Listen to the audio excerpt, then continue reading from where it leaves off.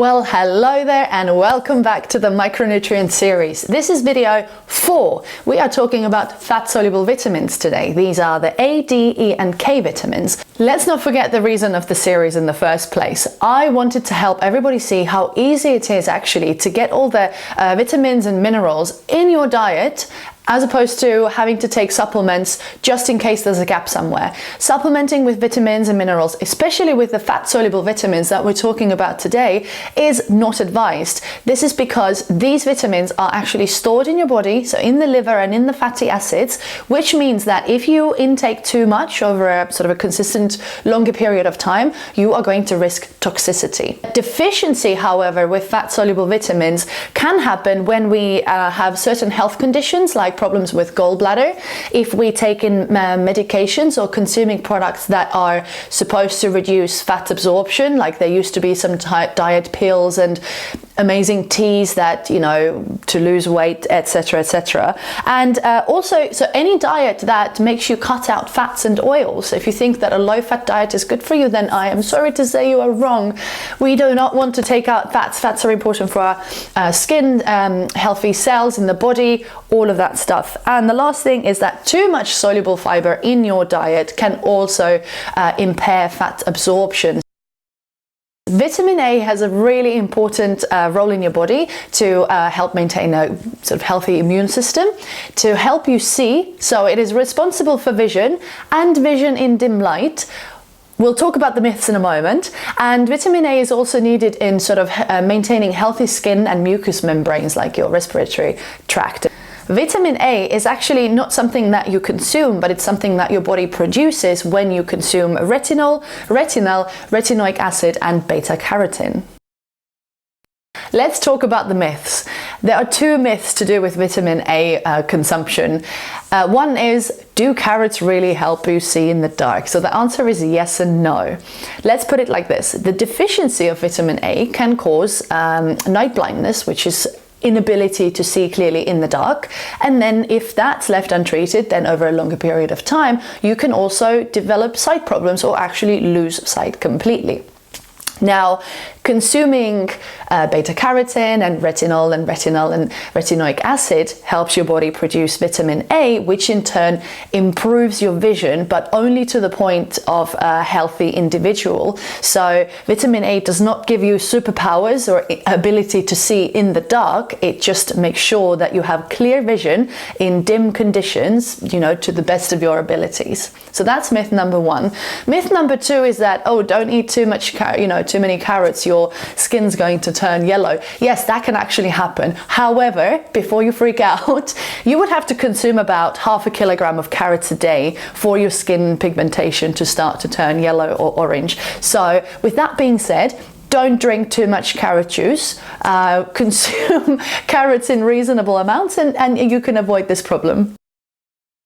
The best sources for retinol, retinoic acid and beta-carotene are liver, eggs, dark green leafy vegetables and basically any kind of orange colored fruit. So we're talking papayas, butternut squash, sweet potato and so on. The reference nutrient intake for vitamin A is 600 micrograms a day for women and 700 micrograms a day for men.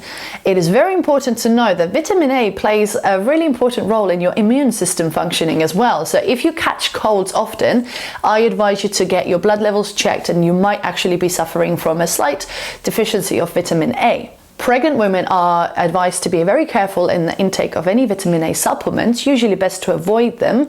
They are also encouraged to not eat any liver because it has very high levels of vitamin A. Toxicity of vitamin A in pregnant women can actually cause birth defects. If you've seen the previous videos, you might remember that vitamin D is very important for the healthy absorption of calcium and phosphorus from food, which means that it plays a vital role in the formation of teeth and bones.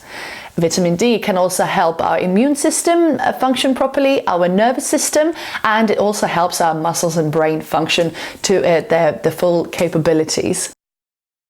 Our body's ability to produce vitamin D is directly to do with our skin pigmentation. The darker our skin, the harder it is for our body to produce vitamin D.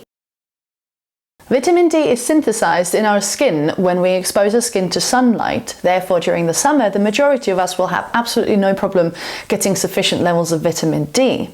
There are some groups of people, however, who could be at risk of deficiency. The main groups are elderly people, people from certain religious groups who tend to cover up their skin, anybody living in the sort of northern countries with reduced daylight, and even if you cover up your skin in the summer when you don't wish to get a suntan, or if you use sunscreen, you too are meddling with your skin's way of absorbing the sunlight and turning it into vitamin D. The best dietary sources for vitamin D are oily fish such as salmon and mackerel, also eggs, and then fortified foods such as cereals and fat spreads. The recommended nutrient intake is 10 micrograms a day with the safe upper limit of 25 micrograms a day. Any more than that and those levels could become toxic. Supplementation is only required if you are unable to meet your daily requirements through food alone. Deficiency of vitamin D causes weak bones, so that's rickets in children and osteomalacia in adults. Toxicity of vitamin D can cause high blood pressure, nausea, irritability, and kidney stones. Vitamin E is the most important of a group of antioxidants that will help your body fight oxidation. That's free radical damage. So that means that vitamin E can really help fight against the risk of cancer. Vitamin E can also reduce the stress to your body coming from high intensity exercise and may help reduce post-exercise soreness.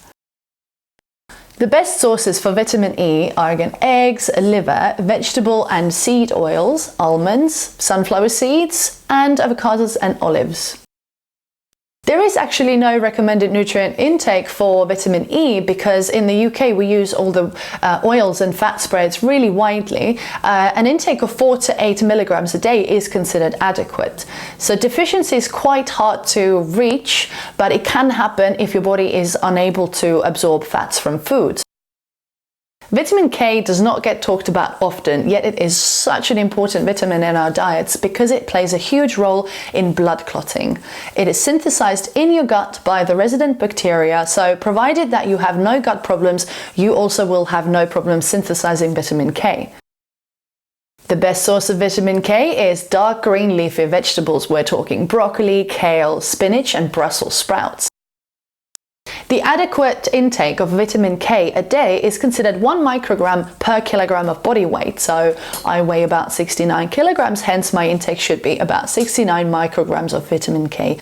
Although the deficiency and toxicity of this vitamin are quite extreme, as mentioned before, if you have a healthy gut, you have nothing to worry about. And if you already have known gut problems, then you probably will have been advised to watch your vitamin K intake.